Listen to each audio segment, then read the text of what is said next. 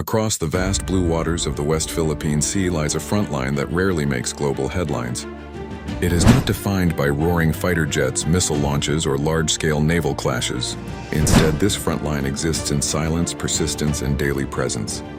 It is maintained by blue-hulled civilian vessels bearing the Philippine flag, crewed not by combat troops but by fisheries officers, marine engineers, scientists, and seasoned mariners. Their mission extends far beyond the protection of fish stocks. They stand at the crossroads of sovereignty, law enforcement, and regional power competition. This is a struggle fought without gunfire, but its consequences are deeply strategic. For decades, the West Philippine Sea has been both a source of livelihood and a geopolitical flashpoint.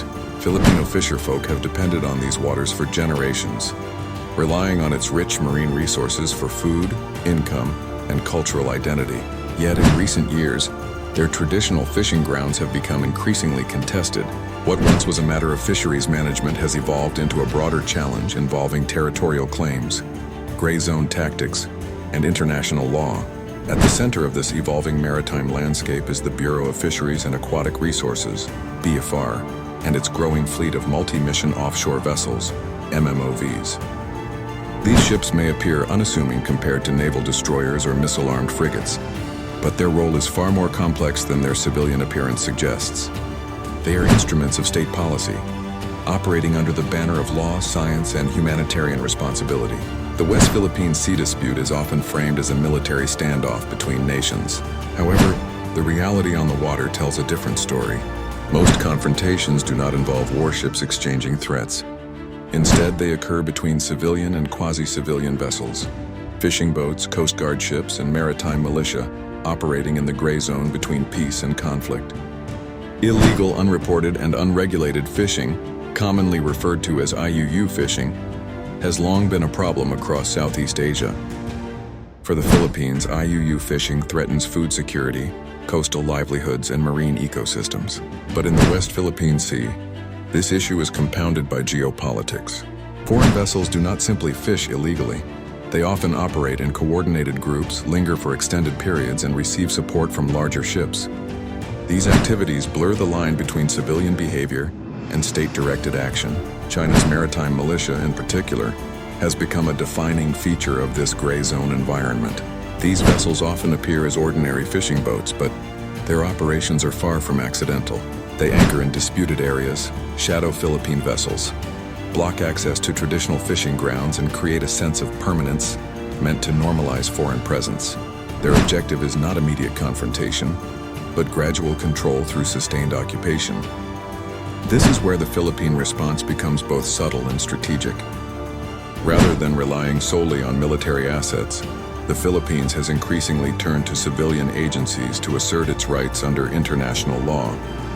BFAR's MMOVs represent a deliberate choice to counter civilian maritime coercion with legitimate civilian authority. These vessels are not warships. They are not designed for combat, yet they carry the full weight of Philippine sovereignty.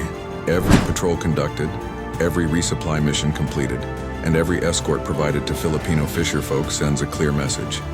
These waters are neither empty nor uncontested. Operating under the United Nations Convention on the Law of the Sea, UNCLOS, BFAR vessels enforce fisheries regulations within the Philippines' Exclusive Economic Zone, EEZ.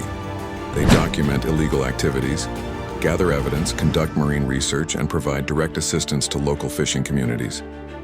Their presence transforms abstract legal rights into visible operational reality. In contested waters, presence itself is power. To meet these challenges, the Philippines has invested in modernizing BFAR's offshore capabilities.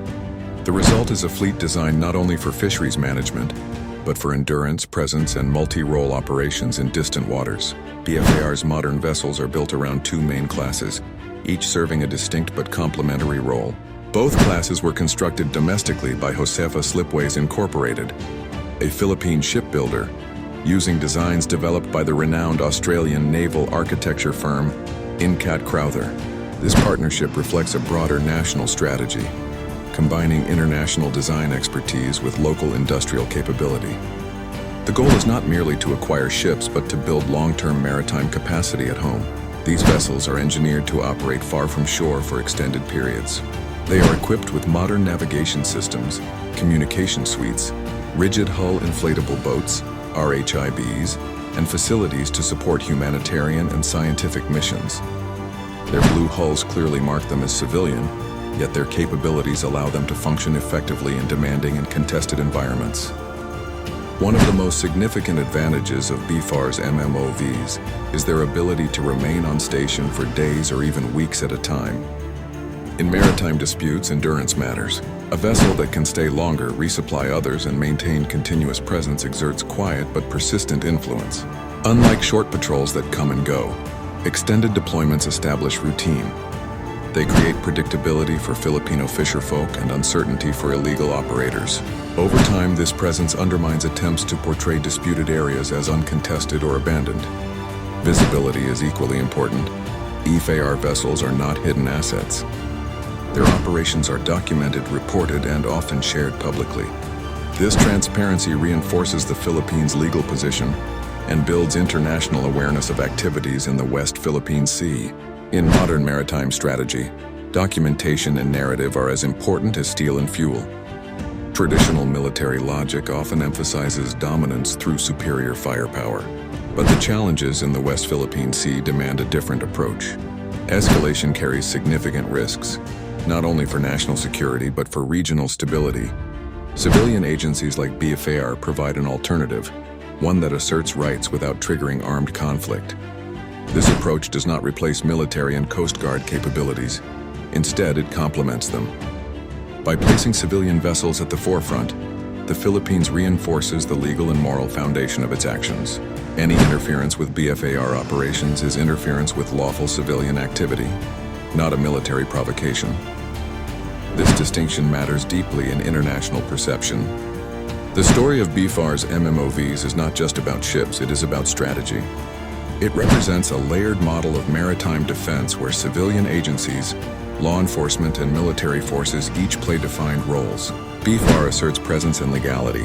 The Philippine Coast Guard provides protection and enforcement. The armed forces of the Philippines remain in the background, ready but restrained. Together they form a system designed to manage conflict without inflaming it. As the West Philippine Sea continues to evolve as a strategic theater, the importance of these blue-hulled vessels will only grow. They are not symbols of weakness but of adaptation, proof that modern maritime power is not always loud, fast, or heavily armed. Sometimes it is quiet, lawful, and persistent. While the strategic logic behind deploying civilian vessels into contested waters may appear elegant on paper, the reality at sea is far more complex. The men and women aboard BFAR's multi-mission offshore vessels do not operate in theory. They operate in wind, waves, uncertainty, and constant observation. Every patrol into the West Philippine Sea carries not only logistical challenges, but political weight. To understand how BFAR fulfills this demanding role, it is necessary to examine the vessels themselves and the operational environment they are designed to endure. BFAR's offshore capability is built around two complementary vessel types: large, multi-role ships capable of extended deployments, and smaller but agile platforms suited for frequent patrols and direct engagement with fishing communities. At the core of the fleet are the multi-mission offshore vessels, MMOVs, sometimes referred to as marine multi-role vessels. These ships represent a significant leap forward compared to older fisheries patrol craft. They are larger, more capable, and specifically designed for operations far beyond coastal waters. MMOVs are built to remain at sea for long durations. Their endurance allows them to patrol remote areas of the exclusive economic zone, escort fishing boats, deliver supplies, conduct search and rescue operations, and serve as mobile command platforms. The presence of helicopter landing decks, even if helicopters are not always embarked, adds flexibility for future operations and coordination. Equally important are the 30-meter Datu Cabilo class vessels. Though smaller in size, these ships are numerous and highly active. They serve as the daily workhorses of BFAR operations, conducting patrols, inspections, and rapid response missions. Their smaller profile allows them to operate closer to fishing grounds and interact more directly with fisherfolk. Together, these two classes create a layered civilian fleet, one capable of sustained presence and rapid engagement. Unlike naval ships, BFAR vessels are not armed for combat. This is not a weakness, it is a deliberate design choice. Their civilian status is central to their mission. Their hull color, markings, and operational procedures all emphasize legality and transparency. This distinction becomes critically important during encounters with foreign vessels. When a BFAR ship operates in disputed waters, it does so as a law enforcement and regulatory authority, not as a military threat. Any attempt to intimidate or obstruct such a vessel carries legal and diplomatic consequences. The vessels are equipped with modern communication systems, surveillance equipment, and small boats for boarding and inspection. These tools allow BFR crews to document activities, gather evidence, and report incidents accurately. Cameras, radar logs, and recorded radio exchanges become instruments of accountability. In today's maritime disputes, evidence is as powerful as weaponry. A BFAR patrol mission often begins quietly. Crews depart from port with supplies, fuel, and mission orders. As the vessel moves farther from shore, communication becomes more deliberate, procedures more disciplined. In contested areas, every maneuver is calculated. Foreign vessels may appear on radar long before they are visible to the naked eye. Sometimes they observe from a distance. Other times they approach closely, shadowing BFAR ships at slow speed. Radio calls may follow, often vague, repetitive warnings asserting foreign jurisdiction. BFAR crews are trained to respond calmly and professionally. They assert their mandate clearly, citing international law and Philippine jurisdiction. They avoid inflammatory language. The objective is not confrontation, but continuation of the mission. Still, the psychological pressure is real. Being followed for hours or days by larger, heavily built ships takes its toll. Crews must remain alert at all times, knowing that any incident could be recorded, misrepresented, or escalated. This is gray zone pressure in its purest form. China's maritime militia plays a central role in these encounters. Unlike conventional naval forces, militia vessels operate under civilian cover. They often appear as fishing boats, yet their behavior reveals a coordinated pattern. These vessels may anchor in strategic locations, form clusters, or position themselves to block access to reefs and fishing grounds. They often operate in close proximity to Coast Guard ships, creating a layered presence that complicates response options. For BFAR, the challenge lies in distinguishing between legitimate fishermen and state-directed actors. A miscalculation could risk harming innocent civilians or escalating tensions unnecessarily. This ambiguity is intentional. By operating through civilian proxies, maritime militia forces exploit the rules of engagement and international norms designed to protect non-combatants. Their presence tests the limits of law enforcement responses, pushing opposing states to either tolerate encroachment or risk appearing aggressive. The Philippines' response, deploying its own legitimate civilian agencies, directly counters this tactic. When BFAR vessels enter contested waters, they challenge the assumption that only one side has a civilian presence. Their operations undermine attempts to portray disputed areas as traditionally or exclusively occupied by foreign fishing fleets. Every Filipino fisheries patrol asserts a simple but powerful truth. Filipino civilians have lawful rights in these waters.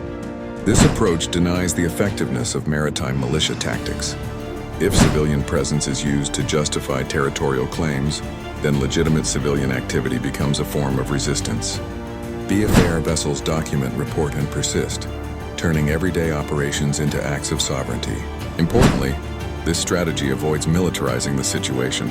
Instead of matching militia vessels with warships, the Philippines responds in kind. Civilian authority meeting civilian coercion. It is a contest of legitimacy rather than firepower. Despite their civilian mandate, BFAR vessels do not operate alone in high-risk areas. Coordination with the Philippine Coast Guard, PCG, is a cornerstone of operational planning. PCG cutters often provide escort or remain within supporting distance during BFAR missions. Their presence adds a layer of deterrence and rapid response capability. While BFAR focuses on fisheries enforcement, research, and support operations, the Coast Guard stands ready to intervene if necessary. This arrangement allows each agency to play to its strengths.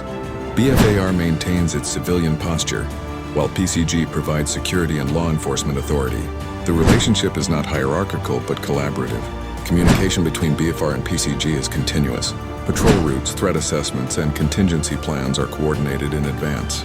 During operations, updates are shared in real time. This interagency model reflects a mature understanding of maritime security. One of the greatest challenges in the West Philippine Sea is managing escalation. Any incident can be amplified by media coverage, political pressure, or international scrutiny. BFAR crews must balance firmness with restraint, persistence with caution. Standing down too easily risks normalizing illegal activities. Pushing too hard risks confrontation. The solution lies in consistency. BFAR vessels return to the same areas repeatedly. They escort fishermen back to traditional grounds. They document the same patterns of foreign presence. Over time, this consistency builds a record that is difficult to ignore or dismiss. It also sends a signal to Filipino communities, to foreign actors, and to the international community that the Philippines will not simply disappear from its own waters. Beyond enforcement, BFAR's missions often include humanitarian assistance and marine research. Crews deliver fuel, food, and medical supplies to fishermen operating far from shore. They conduct stock assessments, environmental monitoring, and data collection. These activities reinforce the legitimacy of BFAR's presence. They demonstrate stewardship rather than exploitation. In disputed waters, conducting scientific research is itself a statement of jurisdiction and responsibility. Marine data collected during these missions supports policy decisions, conservation efforts, and international reporting. It strengthens the Philippines' position in diplomatic and legal forums. In this way, science becomes another quiet tool of sovereignty. For many BFAR personnel, these missions are deeply personal. They are not abstract exercises in geopolitics. They involve protecting fellow Filipinos, defending livelihoods, and preserving resources for future generations. Crews often interact directly with fishermen who have faced harassment, loss of equipment, or intimidation. These encounters reinforce the human stakes of maritime disputes. The blue hull of a BFAR vessel becomes a symbol of reassurance, a sign that the state has not abandoned its people. As operations continue, a clear pattern emerges. The Philippines is not attempting to outmatch larger powers ship for ship. Instead, it is shaping the operational environment through law, presence, and cooperation. BFAR's MMOVs and patrol vessels are essential pieces of this puzzle. They operate quietly, persistently, and lawfully. They gather evidence, support communities, and challenge illegal activities without firing a shot. This is not weakness, it is strategic discipline. In modern maritime disputes, power is no longer measured solely by the size of fleets or the range of missiles. Increasingly, it is defined by who can operate consistently, lawfully, and visibly in contested spaces without triggering open conflict. In the West Philippine Sea, the Philippines has embraced this reality. At the center of this approach stands an unexpected but increasingly vital force, the Bureau of Fisheries and Aquatic Resources and its growing fleet of multi-mission offshore vessels. These blue-hulled ships do not dominate headlines. They do not conduct exercises meant to impress or intimidate. Yet over time, their impact has quietly reshaped how the Philippines asserts its rights at sea. Every BFAR patrol contributes to something larger than the mission itself. Patrol logs, radar tracks, photographs, and radio recordings form a growing archive of evidence. This documentation feeds into national policy, diplomatic engagement, and international advocacy. When the Philippines raises concerns in regional forums or international institutions, it does so backed by operational data, not abstract claims. BFAR's vessels provide that credibility. Their routine presence transforms legal entitlements into lived reality. In effect, each patrol is both an operation and a statement of policy. This approach aligns with a broader shift in maritime security thinking. Rather than relying solely on deterrence through force, states increasingly seek to control the narrative. Who is seen operating where, and under what legal authority. BFAR vessels operate openly under clearly defined mandates. That transparency strengthens the Philippines' position in ways that military deployments alone cannot. One of the most powerful outcomes of BFAR's operations is normalization. By consistently operating in contested waters, these vessels help normalize the presence of Philippine authorities and Filipino civilians in areas where foreign actors seek exclusivity. Normalization works both ways. For local communities, it reinforces confidence that their government remains engaged. For foreign operators, it complicates attempts to portray these waters as uncontested or historically dominated. Over time, repeated lawful activity establishes expectations. It becomes harder to argue that Philippine vessels are intruders when they appear regularly, conduct legitimate missions, and interact peacefully with other maritime users. This is slow incremental influence, but it is durable. At the heart of this strategy are people. Filipino fisherfolk are not abstract stakeholders. They are families whose livelihoods depend on access to the sea. For them, the presence of BFAR vessels provides more than security. It provides dignity. When BFAR escorts fishing boats, delivers supplies, or simply maintains visibility nearby, it reduces fear and uncertainty. Fishermen are more likely to return to traditional grounds, sustain their income, and pass on their way of life. This human dimension strengthens national resilience. A population that feels supported is less likely to disengage or surrender space out of fear. In maritime disputes, resilience matters as much as capability. The success of BFAR's missions is inseparable from cooperation with the Philippine Coast Guard and other national agencies. This interagency approach allows the Philippines to project a unified presence without over-militarizing the environment. BFAR leads with civilian authority. The Coast Guard provides security, enforcement power, and escalation control. Together, they form a layered response that adapts to evolving conditions. This model reduces the risk of miscalculation.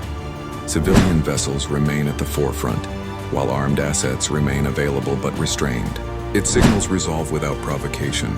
Such coordination also enhances efficiency. Resources are shared. Intelligence flows across agencies. Each mission contributes to a broader operational picture. This is not accidental, it is strategic design.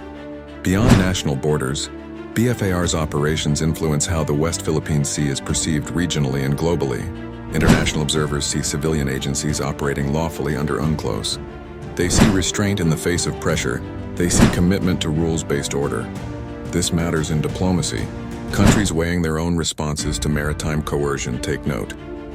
The Philippines' experience offers a model, one that emphasizes legality, persistence, and cooperation rather than confrontation. In this sense, BFAR's vessels are not just national assets. They are part of a wider conversation about how small and medium-sized states can defend their interests in contested maritime spaces. Gray zone tactics thrive on ambiguity. They rely on the reluctance of states to respond forcefully to actions that fall short of open aggression. BFAR's civilian-led approach directly targets this vulnerability. By matching civilian coercion with civilian authority, the Philippines removes ambiguity. There is no confusion about mandates, intent, or legality. BFAR vessels operate where they are entitled to operate, doing what they are mandated to do. Any interference becomes clearly visible and difficult to justify. This does not eliminate pressure or risk, but it shifts the burden of explanation onto those seeking to disrupt lawful activity. The construction of BFAR vessels domestically carries long-term significance. It supports local industry, builds technical expertise, and reduces reliance on foreign suppliers. Over time, this strengthens national self-sufficiency. Local shipbuilding also allows for customization. Vessels can be adapted to Philippine operating conditions, mission requirements, and logistical realities. Maintenance and upgrades become more manageable. This investment reflects an understanding that maritime security is not just about ships. It is about ecosystems of capability. In an era dominated by dramatic displays of force, BFAR's MMOVs represent a different philosophy. Their power lies in consistency, legality, and quiet determination. They do not seek to dominate, they seek to endure. This endurance frustrates strategies built on intimidation and fatigue. It demonstrates that the Philippines will remain engaged over the long term, regardless of pressure. Such persistence reshapes the strategic environment. It makes coercion costly, both politically and reputationally. As maritime competition intensifies worldwide, the lessons of the West Philippine Sea will resonate far beyond Southeast Asia. The use of civilian agencies to assert sovereignty, enforce law, and support communities offers a template for managing disputes below the threshold of war. BFAR's experience shows that power at sea is no longer monopolized by navies alone. Fisheries agencies, coast guards, scientists, and civilian mariners now play central roles in shaping outcomes. This evolution does not diminish the importance of defense forces. Rather, it complements them, creating space for diplomacy, law, and cooperation to operate. In the end, BFAR's vessels are more than fisheries patrol ships. They are instruments of statecraft. They embody a modern understanding of maritime power, one that values legitimacy as much as capability. Every patrol reinforces the Philippines' commitment to its people, its laws, and its maritime rights. Every mission sends a message that sovereignty does not always roar. Sometimes it sails quietly, day after day under a blue hull and a national flag. In the West Philippine Sea, that quiet presence may prove to be one of the most effective defenses of all.